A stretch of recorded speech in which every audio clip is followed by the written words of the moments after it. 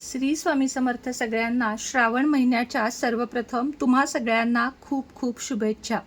कालच हा व्हिडिओ मी पोस्ट करण्याचा प्रयत्न केला, पण काही टेक्निकल प्रॉब्लेममुळे तुमच्यापर्यंत हा व्हिडिओ येऊ शकला नाही आणि त्यातूनही व्हिडिओ पाठवला तर त्याला आवाजच नव्हता। काहीतरी टेक्निकल इश्यू फोनला माझ्या झालेला होता, पण आत्ता नीट आहे। तर म्हटलं नाही, हा व्हिडिओ महत्त्वाचा आहे, भले थोडे जणींनी बघू दे, पण हा विषय आपल्या चॅनेलवर गेलाच पाहिजे।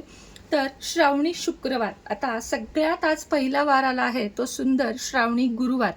महाराजांच्या सेवा पूजा हे तर सगळं आपलं झालेलंच असेल आणि आपण रोजच करत असतो। मात्र श्रावण महिना हा विशेष महिना मानला जातो, ज्यामध्ये जरा जिवंतिका म्हणजे जिवत्यांचे पूजन केले जाते। या फ्रेममध्ये जे मध्य ठिकाणी तुम्हाला दिसत आहेत, या आहेत जिवत्या आणि ही आहेत बाळ। त्यानंतर त्याच्या खाली बृहस्पती देवता आहेत, नाग आहे आणि नरसिंह आहे।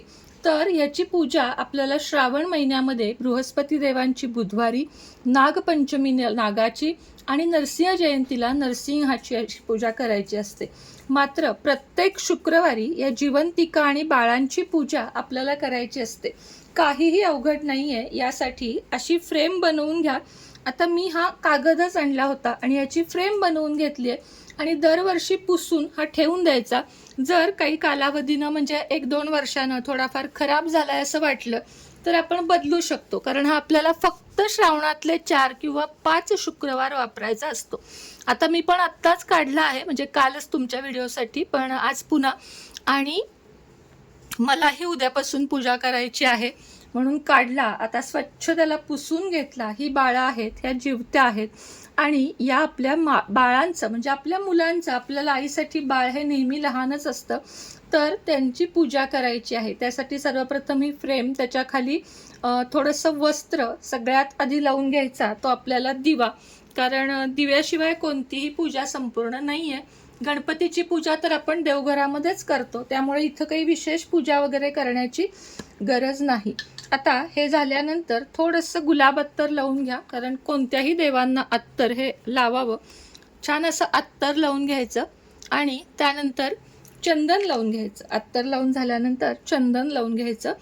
या पूजेला आघाडा आणि दुर्वांचं खूप सारं महत्त्व आहे बरं का, पण आत्ता माझ्याकडं दुर्वा आणि आघाडा नाही आहे, जो मी संध्याकाळी जाऊन आणेन, म्हणजे मला तो उद्यासाठी होणार आहे। आत्ता आपण समजून घेऊया की आपण आघाडा आणि दुर्वा वाहिल्या, आघाडाची आणि दुर्वांची माळ करून याला व्हायची असते आणि ती आमच्याकडे तरी काढत नाहीत। 5 शुक्रवार तशीच त्याची पूजा केली जाते, अंगावरची काढली जात नाही। तुमच्याकडे कशी पद्धत असेल त्याप्रमाणे ठेवा।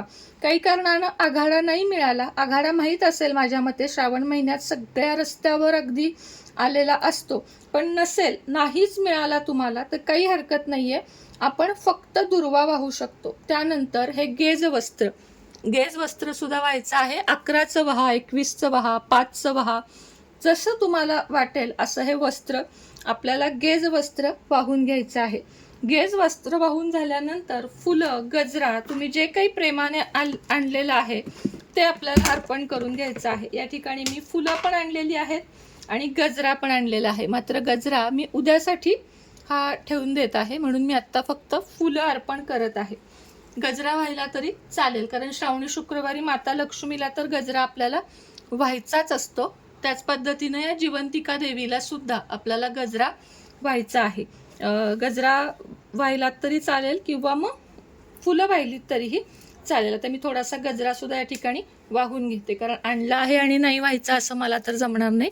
आणि दुर्वा आणि आघाड्यांचा हार एवढं महत्त्वाचं आहे। हार जरी नाही केला ना तुम्ही दुर्वा आघाड्याचा, तरी पण हे व्हायचं, काय व्हायचं, दुर्वा आणि आघाडा असं स्वतंत्र वाहून घेतलं तरीही चालू शकतं, काहीही हरकत नाहीये।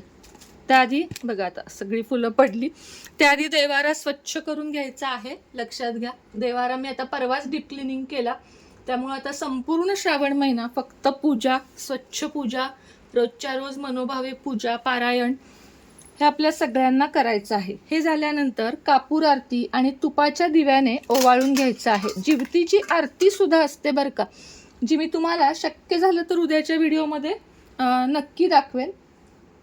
जिवंतिका देवीला हळदी कुंकू सुद्धा वाहून घ्यायचं आहे आणि आपल्या कपाळी सुद्धा हळदी कुंकू वाहून घ्यायचं आहे। आरतीच्या आधी नेहमी नैवेद्य दाखवायचा असतो. तर या ठिकाणी दर शुक्रवारी, लक्षात ठेवा, दर शुक्रवारी दूध आणि फुटाणे यांचा नैवेद्य आपल्याला दाखवायचा आहे. आणि हे फुटाणे नंतर प्रसाद म्हणून घरातच खायचे आहेत. येणाऱ्या सवाष्णीला सुद्धा अशा पद्धतीनं फुटाणे आणि दूध आपल्याला द्यायचं आहे. उदबत्ती ओवाळून घ्यायची आहे. धूप दीप म्हणजे दोन्हीही प्रज्वलित करून छान असं लावून घ्यायचं आहे. वातावरण सुगंधित करायचं आहे. आणि जिवंतिका देवीजवळ आपल्या बाळासाठी म्हणजे आपल्या मुलांसाठी, मग तो मुलगा मुलगी वय वर्ष 1 दिवस ते वय वर्ष 50ही असू शकतात. असं काही नाही आहे की फक्त लहान मुलांसाठी. तर सगळी मुलं आईला सारखीच असतात. अशा पद्धतीनं ओवाळून घ्यायचं आणि हात जोडून प्रार्थना करायची की हे ज्योती माता, माझं बाळ जिथं असेल तिथं तिचं रक्षण कर. कारण काही मातांची मुलं स्वतःच्या जवळ नसतात. काही अनेक कारणं असतात. नोकरी असेल, शिक्षण असेल किंवा इतर काही असेल. तर ज्या दिशेला तुमचं मूल राहतं, पूर्व, पश्चिम, दक्षिण, उत्तर, त्या ठिकाणी ओवाळून अक्षता अर्पण कराव्यात आणि प्रार्थना करावी. चला आता तुम्हाला भेटते मी. श्री स्वामी समर्थ सगळ्यांना. तर अशा पद्धतीने अगदी छोटीशी आणि छान पूजा करून घ्यायची आहे. लक्षात घ्या, फक्त यामध्ये माझ्याकडून नाही आहे तो आघाडा आणि हे दुर्वा. तर ते प्रत्येक शुक्रवारी व्हायचं. एक व्हायला तरी चालेल. आणि आमच्याकडे ते काढत नाहीत. हरताळकेच्या पूजनानंतर गणपती सोबतच ह्याचं विसर्जन केलं जातं. कोणी कोणी याचा नुसता कागद चिकटवतं आणि तो विसर्जन करतं. पण मी कधीही हे विसर्जन करत नाही. मी एक 4-5 वर्ष फ्रेम वापरते, त्यानंतर त्यातला कागद काढून विसर्जन करते आणि नवीन फ्रेम बनवून घेते. कारण छान दिसावा म्हणून, बाकी काही नाही. तर सगळ्यांनी उद्या याच दिवशी म्हणजे याच टायमिंगला संध्याकाळी ज्योतीचं पूजन करा. सकाळीच पूजा करून घ्या. संध्याकाळी आपली मुलं शाळेतून कॉलेजमधून आली की कडकेचा दिवा किंवा तेलाचा दिवा, तुपाचा दिवा नाही, त्याच दिव्यानं आधी जिवंतिका देवीला ओवाळायचं आणि तिच्याजवळ प्रार्थना करायची की हे जिवंतिका देवी, माझ्या मुलाचे आरोग्य, आयुष्य याला समृद्धी लागू दे आणि माझ्या मुलाचं सगळं काही चांगलं होऊ दे. मुलगा मुलगी काही अडचणी असतील तर त्यातून माझी मुलं बाहेर पडू दे, त्यांचं शिक्षण उत्तम होऊ दे, ही प्रार्थना करून आपले 1, 2, 3 जी काही मुलं असतील त्यांना ओवाळायचं. आणि अशा पद्धतीनं श्रावणी शुक्रवार आपल्याला साजरा करायचा. मुलांना दूध, साखर आणि फुटाणे हे आठवणीनं द्यायचं. आणि उद्या ज्या कोणी सवाष्ण येतील त्यांना सुद्धा दूध, साखर आणि फुटाणे आपल्याला द्यायचे आहेत. तर जिवंतिका देवीची जी पूजा आपण करतो त्याची जी कहाणी आहे ती मी तुम्हाला संध्याकाळी रात्रीच्या व्हिडिओमध्ये, एक रात्री व्हिडिओ करेन. आता काल हा व्हिडिओ मी आज डबल केला आणि आत्ताशी वायफाय वगैरे सगळं व्यवस्थित आहे, त्यामुळे आज तुम्हाला हा व्हिडिओ प्रॉपर बघायला मिळेल. व्हिडिओ आवडत असतील व्हिडिओला लाईक करा, चॅनलला सबस्क्राईब करा, शेअर करा.